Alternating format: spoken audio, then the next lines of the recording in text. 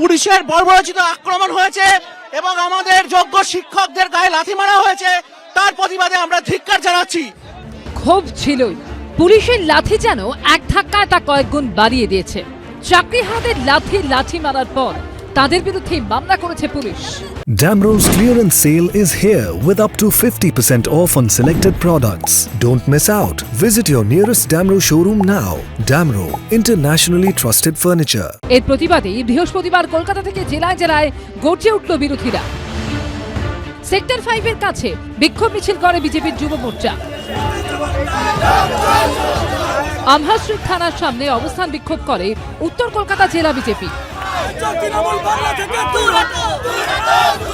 খ্রিস্টানদের মারার সময় লাঠি নিয়ে ওরে দু হাতে দুটো করে লাঠি।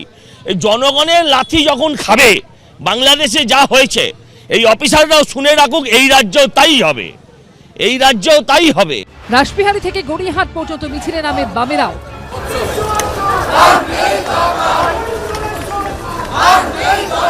পুলিশের অফিসাররা নিজেদেরকে জিজ্ঞাসা করুক আর লোকের কাছে উত্তর দিক। বাড়িতে গিয়ে নিজের ছেলেকে লাথি মারার হিম্মত হবে তো? মানুষকে লাথি মারার কোনো হিম্মত কারণ নেই। সেইটাকে অতিক্রম করেছে যারা, তারা অমানুষ, এবং তারপরে এখনো পর্যন্ত তাদের সাসপেন্ড করা হয়নি। স্পষ্ট যে মুখ্যমন্ত্রীর নির্দেশেই মাস্টারমশাইদেরকে লাথি মারা হয়েছে। এটা জঘন্য বর্বরতা। কলকাতা বিশ্ববিদ্যালয়ের কলেজ স্ট্রিট ক্যাম্পাস থেকে শুরু করে কলেজ স্ট্রিট মোড় পর্যন্ত মিছিল করে কংগ্রেসও।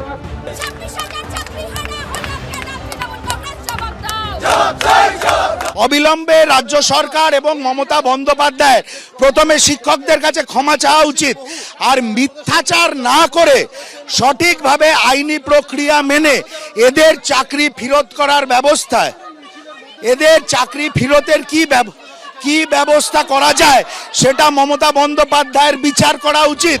ওই একই সময় আবার কলেজ স্ট্রিট মোড়ের সামনে রাস্তায় আগুন জ্বালিয়ে প্রতিবাদে নামে এসএফআইও। জেলায় জেলায় আছড়ে পড়ে প্রতিবাদ। তবে বিভিন্ন মহলে যখন কসবা কাণ্ডের প্রবল সমালোচনা শোনা যাচ্ছে, তখন তৃণমূল আবার কসবা কাণ্ডের নেপথ্যে বিরোধীদের যোগ দেখছে। মনে হচ্ছে যে এর পেছনে একটা গভীর পরিকল্পনা বা চক্রান্ত আছে কিছু কিছু বিরোধী দলের, যারা এগুলোকে ব্যবহার করতে চাইছে, এতগুলো মানুষের জীবনের কষ্ট দুঃখকে ক্যাপিটাল করতে চাইছে। মুখ্যমন্ত্রী যে জেস্চার দেখিয়েছে, যে ভূমিকা পালন করেছে এই চাকরি হারাদের সম্পর্কে, তিনি নিজে মিটিং ডেকে সুপ্রিম কোর্ট যেটা বলেছেন তারও তিনি সরাসরি বিরোধিতা না করলেও তিনি বলেছেন চাকরিতে যোগ্য প্রার্থীদের চাকরি তিনি ফিরিয়ে দেবেন। ওরা তালা ভাঙছে। এদিন পুরুলিয়া রঘুনাথপুর থানার সামনেও বিক্ষোভ দেখায় এসইউসিআই। থানার মূল গেটের সামনে বাধা পেতেই পুলিশের সঙ্গে কথা কাটাকাটি বচসা শুরু হয় এসইউসিআই কর্মীদের। এবিপি আনন্দ।